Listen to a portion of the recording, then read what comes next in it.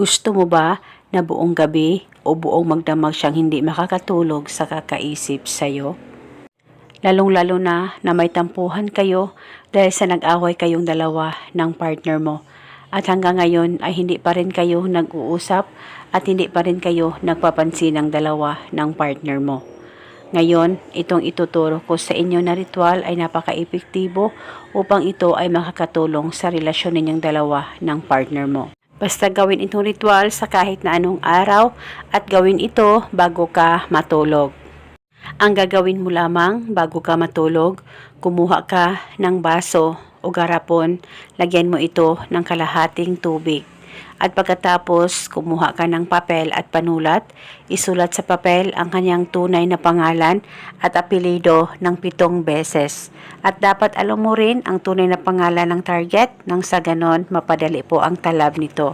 At pagkatapos mo nang masulat ang kanyang pangalan, ay tupiin ang papel kahit ilang tupi at isilid ito sa loob ng baso o sa garapon na may kalahating tubig.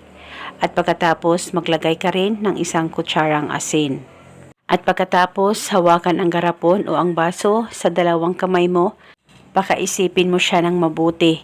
Mag-focus at mag-concentrate ka at ibulong mo ang spell na ito. Pangalan at apelido, ikaw ay hindi makakatulog sa kakaisip sa akin buong magdamag.